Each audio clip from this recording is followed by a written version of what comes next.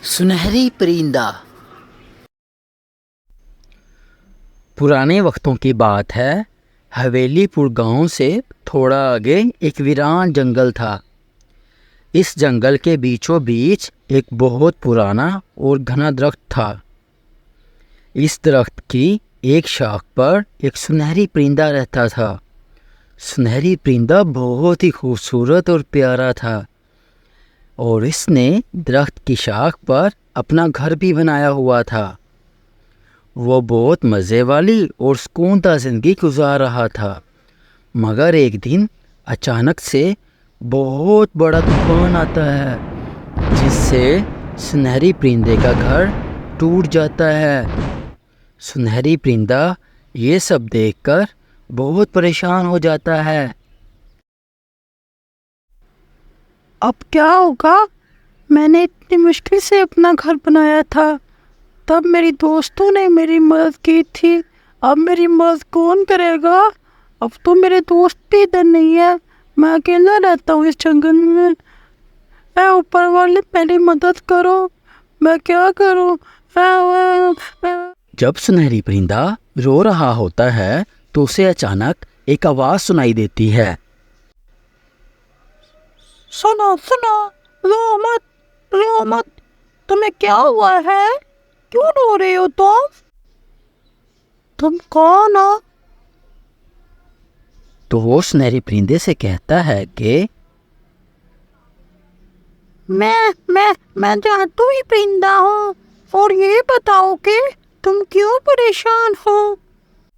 तब सुनहरी परिंदा उसे सब कुछ बता देता है। मेरे घर तूफान आया था और तूफान से मेरा घर गिर गया, और ये घर बनाने में मेरे दोस्तों ने मेरी मदद की थी। और अब मैं अकेला इस जंगल में रहता हूँ, तो मैं अकेला अपना घर दोबारा नहीं बना सकता। जादुई परिंदा सुनहरी परिंदे से कहता है कि तुम घबराओ मत, मैं तुम्हारा घर वैसा बना दूंगा जैसा पहले था। ये कहकर जादुई परिंदा अपने जादू से सुनहरी परिंदे का घर पहले जैसा बना देता है। ये देखकर सुनहरी परिंदा बहुत खुश होता है। सुनहरी परिंदा जादुई परिंदे का शुक्रिया अदा करता है। इसी तरह कुछ दिन गुजर जाने के बाद एक शिकारी शिकार की गर्ज से जंगल में आता है और वो जादुई परिंदे को पकड़कर एक पिंजरे में कैद कर देता है। और जब सुनहरी परिंदा जंगल में से गुजर रहा होता है तो वो देखता है कि जादुई परिंदे को एक शिकारी ने पिंजरे में कैद किया हुआ है। तो वो देखता है कि ये पिंजरा तो एक ऐसी लकड़ी का बना हुआ है जिस लकड़ी को अगर पानी में डाला जाए तो ये लकड़ी अपनी जगह छोड़ देगी और इस तरह वो जादुई परिंदे को आज़ाद करवा सकता है। और जब शिकारी आराम कर रहा होता है तो सुनहरी परिंदा छुपके से जादुई परिंदे के पास चला जाता है। सुनहरी परिंदा देखता है कि जादुई परिंदा बहुत परेशान बैठा हुआ है।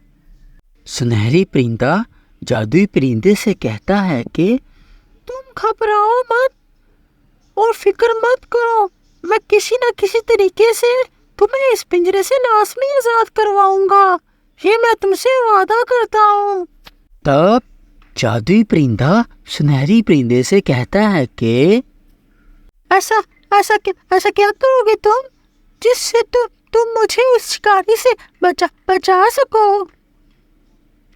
तो सुनहरी परिंदा जादुई परिंदे से कहता है कि तुम इस बात की फिक्र मत करो, ये मैं किसी न किसी तरीके से तुम्हें इस पिंजरे से लाजमी आजाद करवाऊंगा। सुनहरी परिंदा जब इधर उधर देखता है तो उसे पास ही एक बहती हुई नदी दिखाई देती है। तब सुनहरी परिंदे के दिमाग में एक आइडिया आता है। वो सोचता है कि किसी न किसी तरीके से जादुई परिंदे के पिंजरे को आल देता है। और जैसे ही शिकारी गहरी नींद में सो रहा होता है तो सुनहरी परिंदा पिंजरे को अपने दोस्तों की मदद से करीब बहती हुई नदी में गिरा देता है। और बिल्कुल वैसा ही होता है जैसा कि सुनहरी परिंदे ने मंसूबा साजी की होती है। और इस तरह सुनहरी परिंदा जादुई परिंदे को शिकारी की कैद से बचाने में कामयाब हो जाता है। जैसे ही जादुई परिंदा आज़ाद होता है वो सुनहरी परिंदे का शुक्रिया अदा करता है कि उसने इस मुश्किल वक्त में उसका साथ दिया। और वो दोनों अब अच्छे दोस्त बन जाते हैं और इस घने जंगल में एक साथ रहने लगते हैं। प्यारे दोस्तों, इस कहानी से हम क्या सबक हासिल करते हैं कि सच्चे दोस्त ही मुश्किल वक्त में हमारे काम आते हैं। तो सच्ची यारी सब पर भारी।